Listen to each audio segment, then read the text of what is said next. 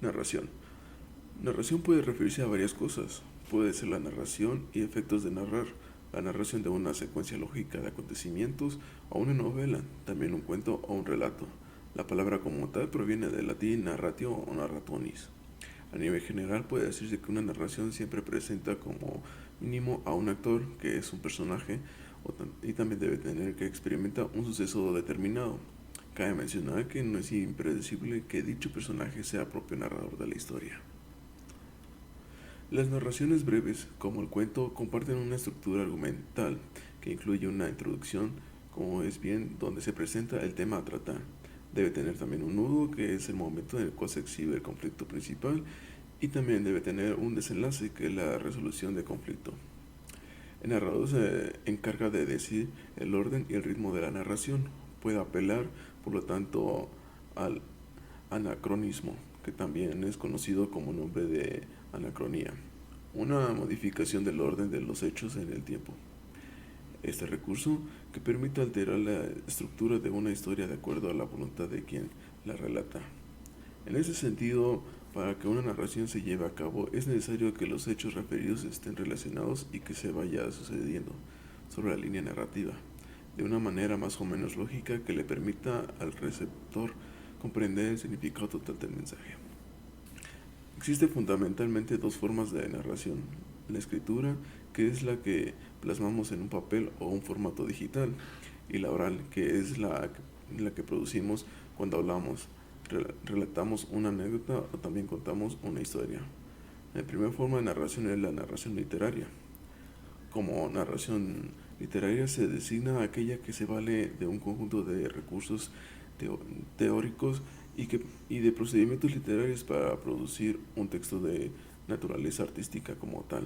La narración literaria cuenta con una historia dentro de la cual interactúan varios personajes cuyas acciones o peripecias son relatadas por un narrador que puede formar o no parte de la historia.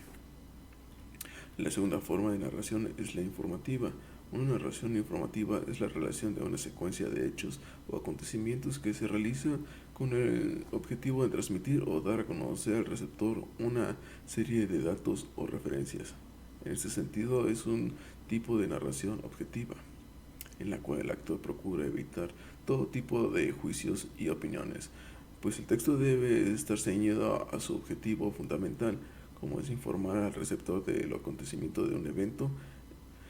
Es un tipo de narración típica de textos periódicos, educados o históricos. También existe lo que es la narración histórica.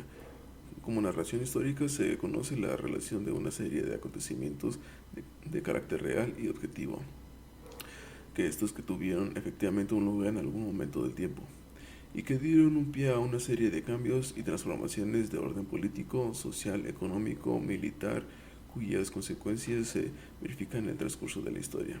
Como tal, parte de un punto de vista objetivo y procura tener cierta rigurosidad científica. Además, suele valerse de recursos tales como la impersonalidad de la narración, las citas y el empleo de un lenguaje especializado. Continuaremos ahora con la definición de argumento. El argumento es el eje central de la idea que se intenta exponer. Su construcción ha de ser muy fuerte y aparentemente irrefutable, ya que la argumentación es débil, podrá contrarrestar fácilmente y provocar que el resto de la tesis, aunque puede tener elementos y partes válidas, quede anulada totalmente. La argumentación ha de ser también lógica, aunque la idea parezca ser contradictoria. Como ocurre con las paradojas, el argumento que hay detrás sí debe ser lógico y eliminar las contradicciones. Otro elemento que ha de tener esta argumentación es la persuasión, con la que buscamos convencer a la persona con la que conversamos o a los espectadores que nos observan. Las características de un argumento en base a su definición y elementos. Un argumento posee las siguientes características. El argumento define una tesis o idea. Se define internamente en premisas y conclusiones. Ha de ser lógico y coherente para evitar contraargumentaciones. El buen uso de la teoría refuerza tanto el contenido y coherencia del argumento como capacidad persuasiva. También debe ser persuasivo, ya que se busca convencer al receptor del mensaje que emitimos. A continuación hablaremos de la definición de diálogo, con origen en el concepto latín dialogus, que a su vez deriva de un vocablo griego. Un diálogo describe a una conversación entre dos o más individuos que exponen sus ideas o afectos de modo alternativo para interactuar posturas. En ese sentido, un diálogo es también una discusión o un contacto que surge con el propósito de lograr un acuerdo. Por otra parte, el diálogo se puede escribir en el marco de una obra literaria, lo que es en prosa o en verso, en la cual se arma una conversación o surgen controversias entre dos o más personajes. Se utiliza como tipología textual en la literatura cuando aparecen dos personajes que hacen uso del discurso dialecto y actúan como interlocutores.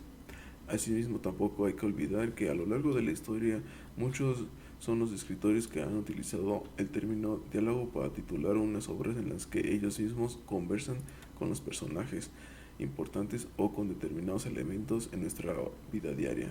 Este sería el caso, por ejemplo, de Victoria Campo con Diálogo con Borges.